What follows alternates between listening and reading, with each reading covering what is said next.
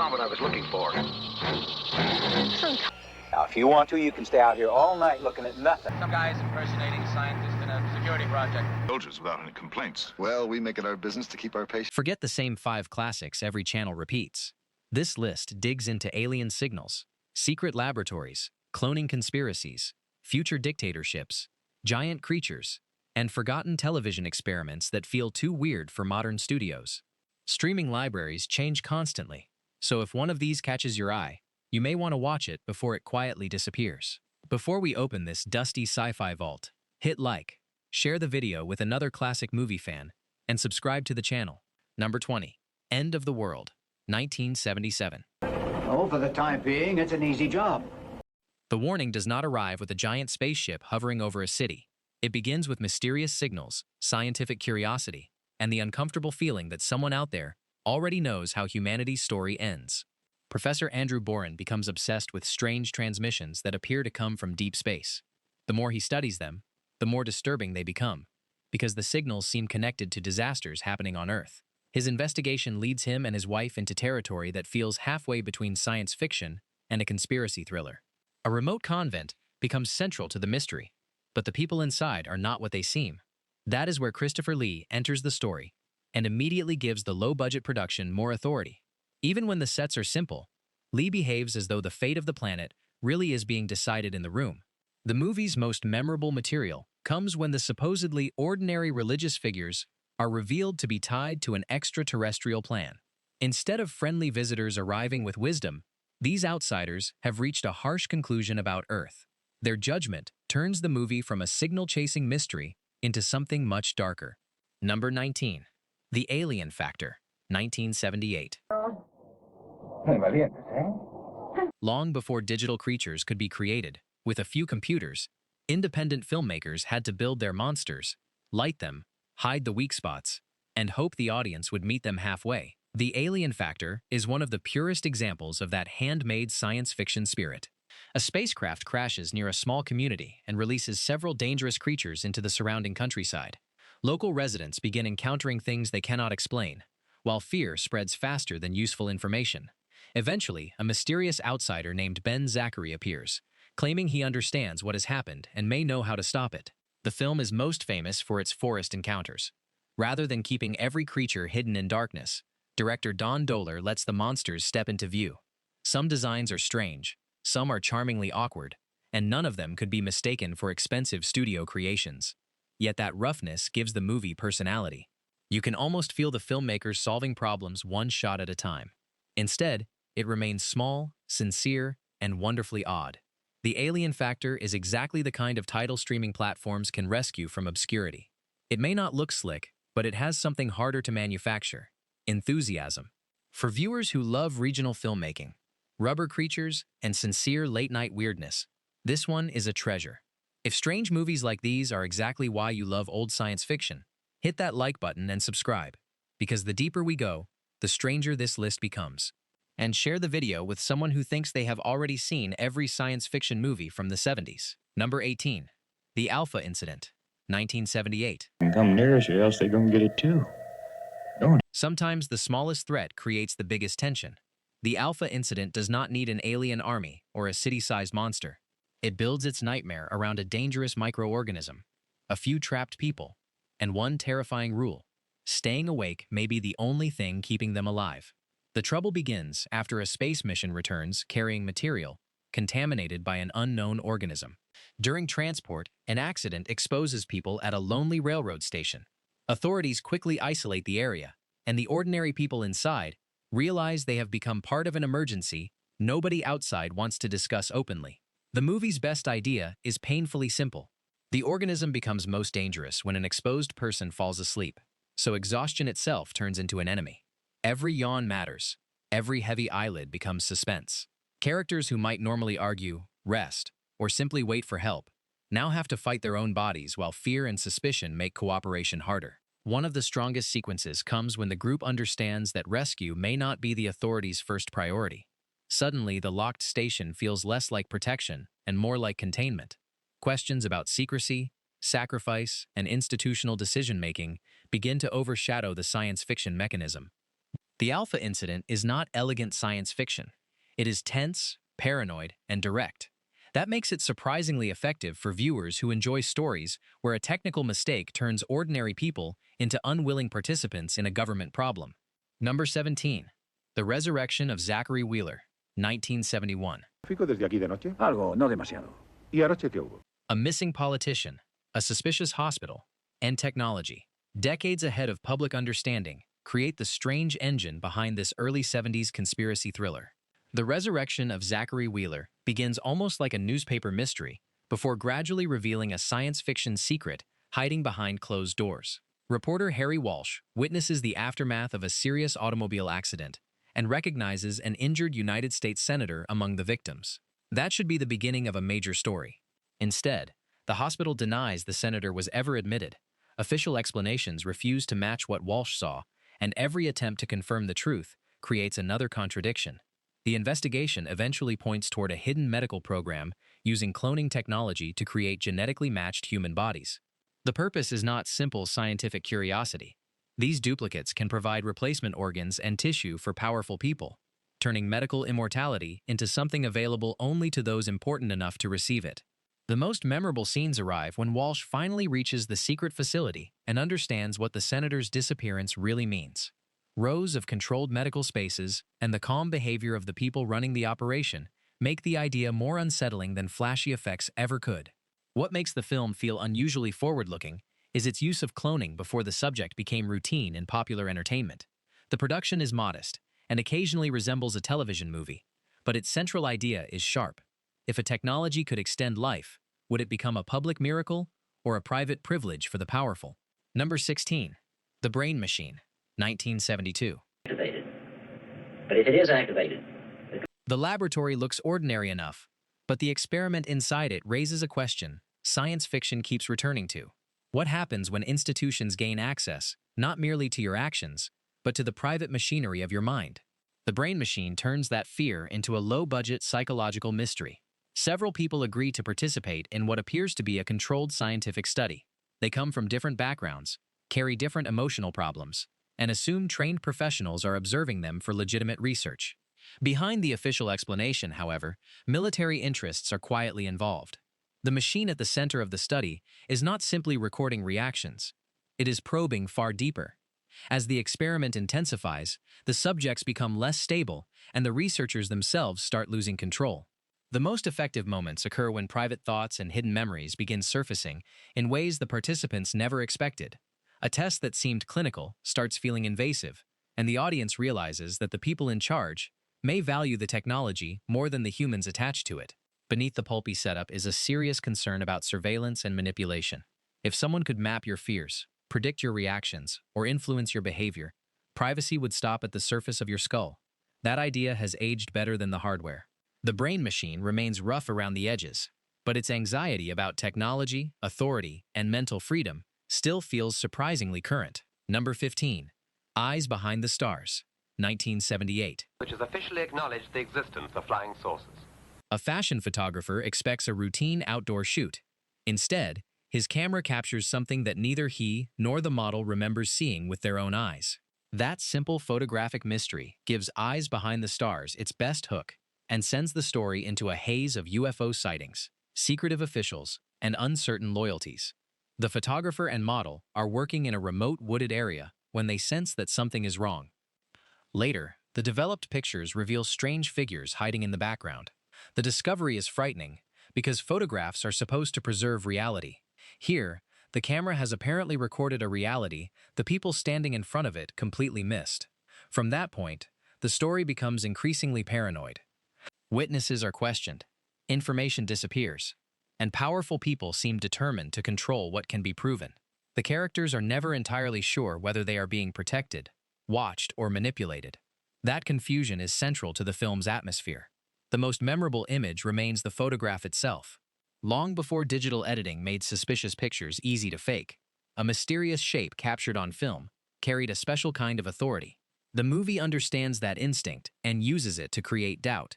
As an Italian science fiction production, Eyes Behind the Stars has a slightly different rhythm from American UFO movies of the same period. It can be dreamlike, abrupt, and occasionally confusing, But those qualities make it feel even more like a conspiracy, remembered through fragments. Number 14. Strange New World, 1975. Pressure. A dull pressure. Imagine closing your eyes in 1 century and opening them nearly 200 years later. The planet is still Earth, but everything familiar has been rearranged. Strange New World uses that idea to send 3 people from the 20th century into a future filled with scattered societies and unfamiliar rules. The central characters survive through suspended animation, awakening after civilization has changed dramatically.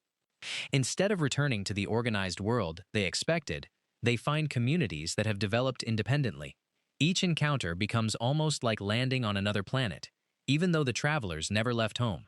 That structure gives the movie an episodic quality. One settlement may preserve pieces of old technology, while another has built an entirely different social order. The explorers are constantly comparing what they see with the history they remember, and the audience gets the pleasure of discovering the future alongside them. The most interesting scenes are the first meetings with these isolated groups. Every conversation reveals another piece of what happened during the missing years, but the answers never make the new world feel completely understandable. The film also has the fascinating feeling of a television universe that never fully developed. You can sense that its concept was built to generate more journeys, more societies, and more stories. That unfinished quality makes Strange New World unusually appealing today. It is less like watching a complete franchise, and more like discovering the surviving pilot episode of an alternate 70s future that television almost gave us. Number 13. Empire of the Ants, 1977. Looks. You know, the kind you take on a rainy... A sunny real estate tour sounds harmless until radioactive waste, giant insects, and Joan Collins enter the picture. Empire of the Ants takes a familiar nature revenge formula and pushes it into wonderfully exaggerated 70s territory. Prospective buyers are brought to a coastal development where they expect to hear promises about property values and future comfort. Nearby, however, discarded radioactive material has affected the local ant population. The insects grow to enormous size, and the sales trip quickly turns into a fight to get out of the wilderness alive. At first, the movie behaves exactly as audiences expect from a giant creature feature. People run through swampy terrain while enormous ants appear behind trees, boats, and buildings. The visual effects combine enlarged photography, practical elements, and optical work that clearly belong to another filmmaking era. They may not fool modern eyes, but they create an unmistakable handmade charm. Then the story becomes even stranger. The ants are not simply oversized predators. They display organization and use pheromones to control human behavior. One of the film's most memorable stretches involves survivors discovering that an entire community has effectively been placed under insect influence. That twist turns a simple monster chase into a bizarre story about domination. The creatures have not merely invaded human territory, they have begun reorganizing it. Empire of the Ants is loud, pulpy, and impossible to mistake for serious, hard science fiction. But if you want a movie where 70s environmental anxiety becomes a colony of enormous, controlling ants, few titles deliver the premise with more confidence. Number 12. The Giant Spider Invasion, 1975. Hello, Sheriff's Office. Most alien invasions choose famous cities. This one chooses rural Wisconsin and then unleashes an enormous spider. That combination tells you almost everything you need to know about the Giant Spider Invasion, a regional science fiction oddity that became far more memorable than its modest resources suggested. The story begins when strange celestial events bring unusual objects to Earth. Soon, local residents discover rocks, unexplained energy, and spiders that are growing far beyond normal size. Scientists attempt to understand the phenomenon while the creatures spread through the surrounding community. The unforgettable attraction is the giant spider itself. It does not remain hidden behind clever editing. The production puts the creature on screen and lets it move through town while people flee. Modern viewers can see the practical limitations, yet that visibility is exactly what gives the sequence its personality. The filmmakers were not embarrassed by their monster. They wanted the audience to see what they had built. The movie mixes NASA-style science, strange dimensional ideas, local humor, and old-fashioned creature feature panic without worrying too much about tonal consistency. That may sound chaotic, and it is, but it is also the reason the film survives in cult memory. The Giant Spider Invasion feels like science fiction made by people who simply decided their hometown deserved its own monster movie, and then went outside and made one. Number 11. The Clones, 1973. Yes, doctor, anytime. I call you back. Bye. Before genetic duplication became a routine science fiction device, the clones built an entire conspiracy around the terrifying possibility that someone could steal your identity by manufacturing another you. Scientist Gerald Appleby finds himself trapped in a nightmare of accusations and unexplained events. People insist he has done things he cannot remember doing. Officials behave as if they know more than they admit. Gradually, the impossible explanation becomes the only one left. There is another Appleby walking around.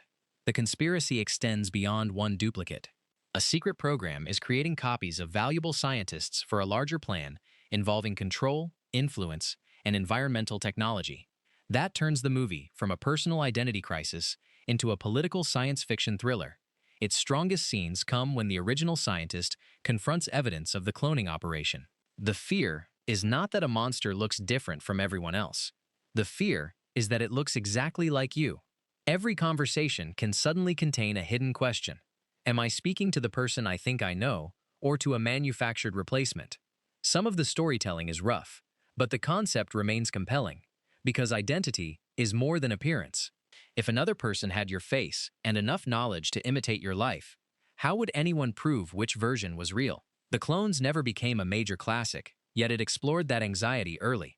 For viewers interested in forgotten science fiction that values paranoia over spectacle, it deserves rediscovery.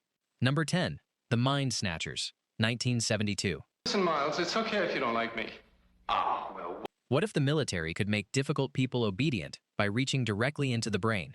That unsettling question drives The Mind Snatchers, an early Christopher Walken film that treats behavioral control as something far more frightening than a futuristic weapon. Walken plays Reese, a soldier whose anger and instability make him a problem for the system.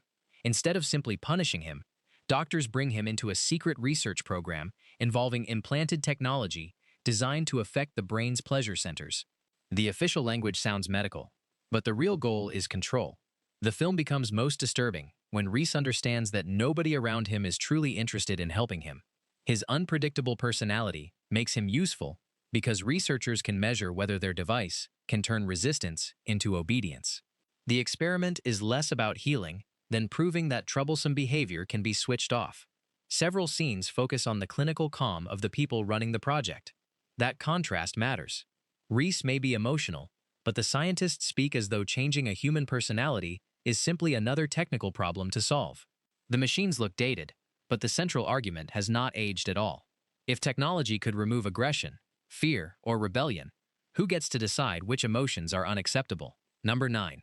The Disappearance of Flight 412, 1974. Malfunction. Now something's snatched. Here is a UFO story where the most frightening force may not be extraterrestrial. The Disappearance of Flight 412 turns a mysterious aerial encounter into a tense story about secrecy, pressure, and the frightening ease with which an official explanation can replace what witnesses actually saw. During a military exercise, an aircraft detects unexplained objects on radar. Fighter jets are sent to investigate, but they disappear. The remaining witnesses expect an investigation. Instead, they are quietly diverted to an isolated location and questioned by officials who seem far more interested in controlling the story than solving the mystery. The debriefing scenes are the heart of the film. Nobody needs to drag an alien body into the room. The tension comes from watching trained personnel repeat what they experienced, while authorities steadily push them toward a safer version of events. Memory itself becomes contested territory. Meanwhile, Glenn Ford's Colonel Pete Moore searches for the missing men and runs into walls of classification, denial, and carefully restricted information. The deeper he looks, the clearer it becomes that the system is designed to prevent a complete picture from emerging. The ending refuses to wrap everything up with a clean answer, which fits the mood perfectly. The mystery remains larger than any one investigation. For viewers who enjoy UFO stories built from radar screens, nervous conversations, and institutional paranoia rather than giant effects, Flight 412 is exactly the kind of forgotten 70s production worth finding. Number 8. Planet Earth, 1974. Your captain is described in the tapes. Gene Roddenberry spent years trying to build another television science fiction world after Star Trek, and Planet Earth is one of the strangest surviving pieces of that effort. Instead of starships, this story sends a man from our era into a fractured future where every community has developed its own rules.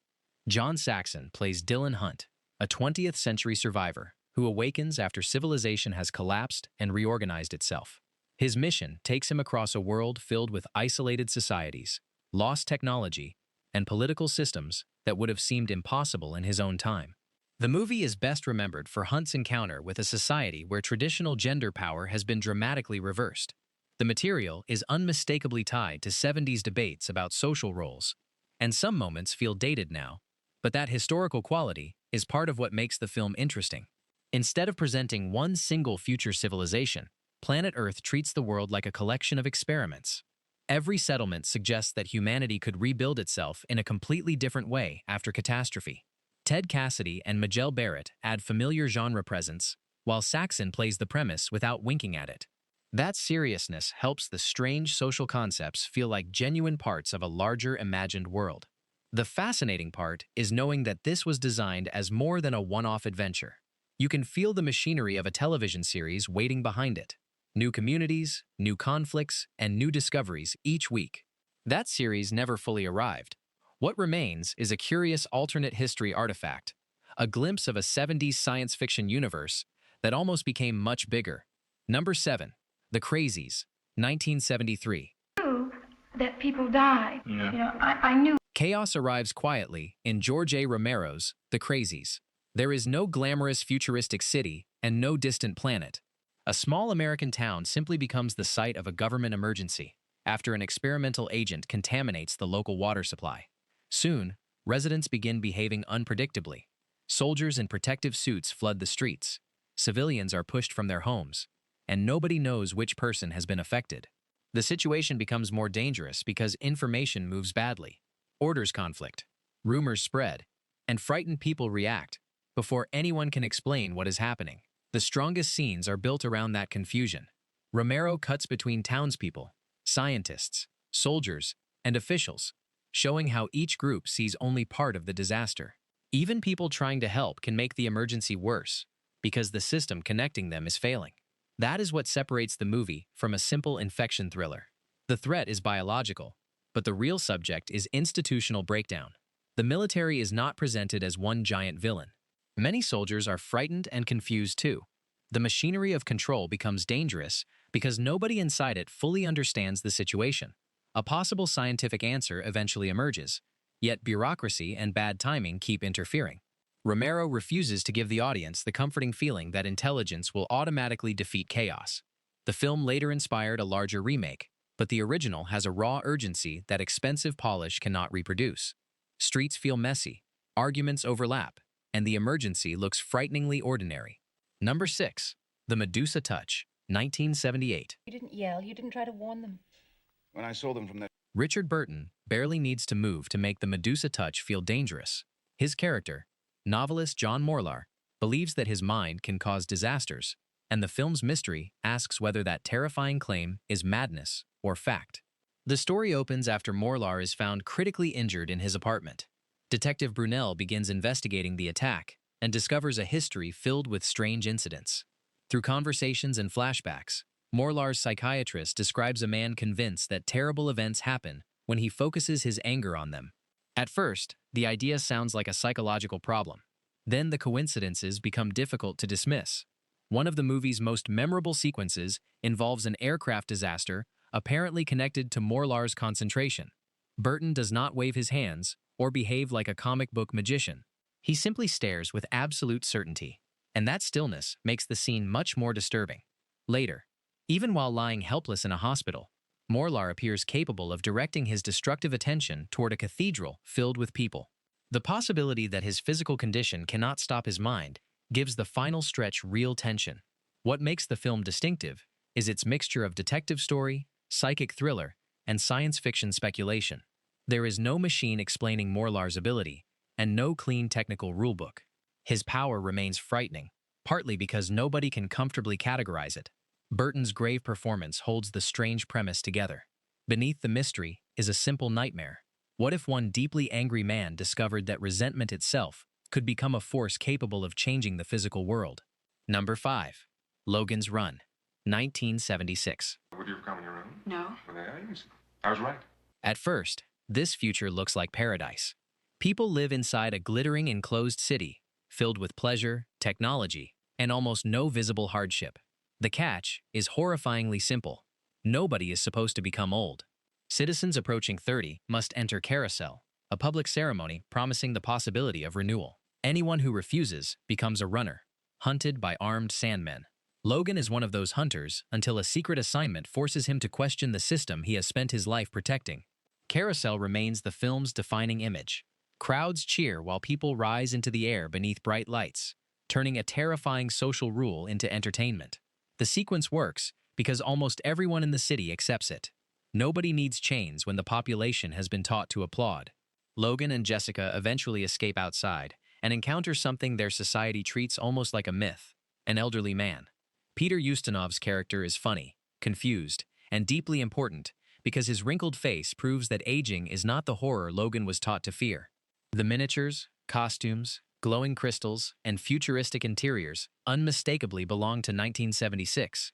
But that visual style is part of the pleasure. Beneath the spectacle is a sharp idea about comfortable societies accepting cruel rules when those rules are wrapped in ritual, beauty, and promises of happiness. Number 4. Future World, 1976. What's wrong with all the people in this room? I mean, are they drugged or hypnotized? After the disaster at Westworld, reopening the same futuristic entertainment company sounds like the worst public relations decision imaginable. Future World begins with exactly that gamble. Delos claims everything has been fixed, the robots are safe, and wealthy visitors can once again enjoy manufactured fantasy worlds. Reporters Chuck Browning and Tracy Ballard are invited to inspect the new operation. The tour looks impressive, but suspicious details quickly suggest that the company is hiding more than technical improvements. The film's creepiest discovery comes when the reporters uncover duplicate versions of themselves. Delos has been secretly scanning important guests and creating artificial replacements designed to return to the outside world.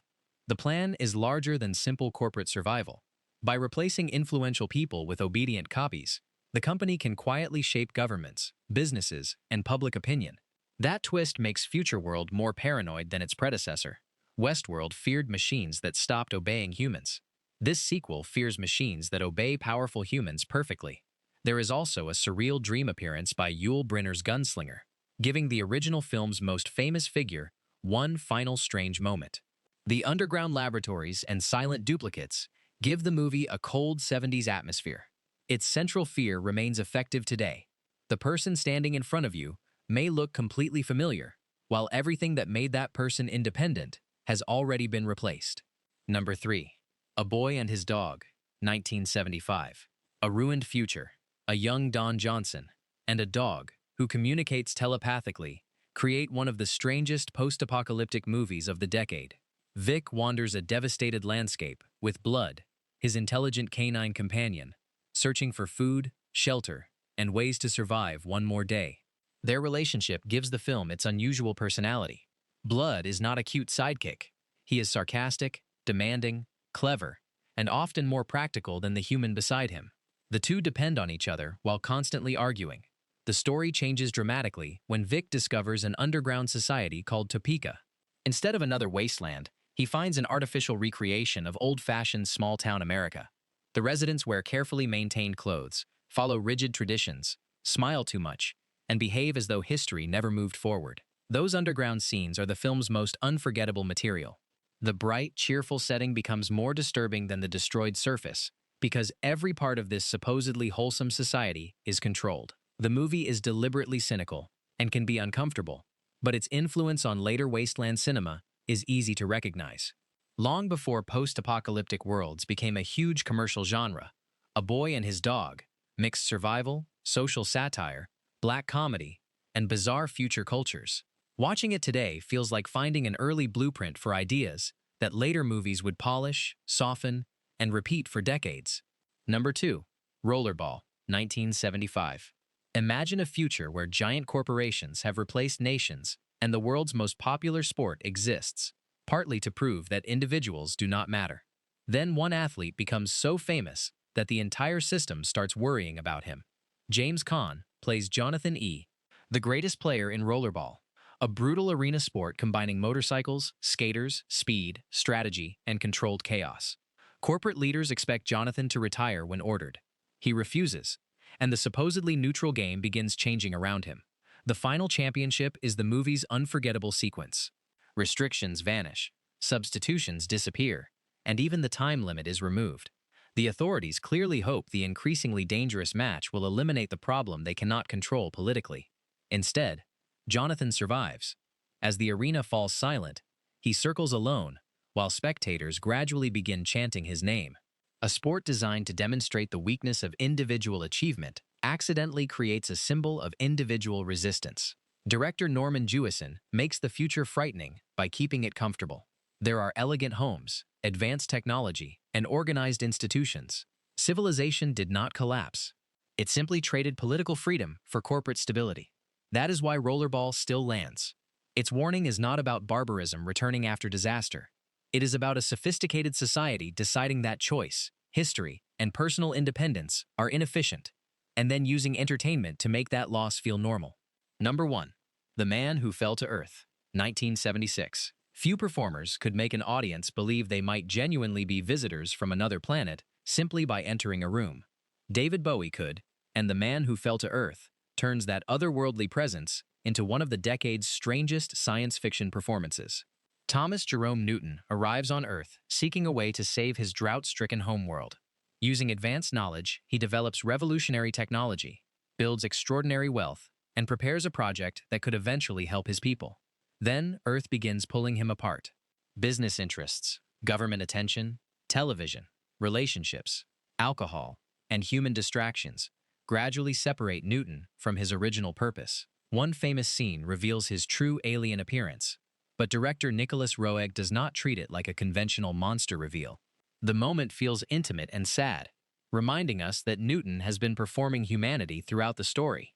Roeg's fractured editing makes time behave strangely. Years can pass without the usual cinematic warning, leaving Newton almost unchanged, while human lives move forward around him. That structure makes his isolation feel even deeper. That is why it remains such a powerful final choice. The Man Who Fell to Earth is not simply a 70s curiosity. It is a dreamlike science fiction tragedy about a visitor who reaches Earth with a mission and discovers that surviving human society may be harder than crossing space. Which of these forgotten 70s sci-fi movies are you watching first? Streaming catalogs can change quickly, so if one catches your attention, do not leave it buried forever in your watch list. Tell us your favorite in the comments, and name another rare 1970s science fiction gem we should cover next. Like the video, share it with another movie fan, and subscribe for more forgotten cinema hiding in plain sight.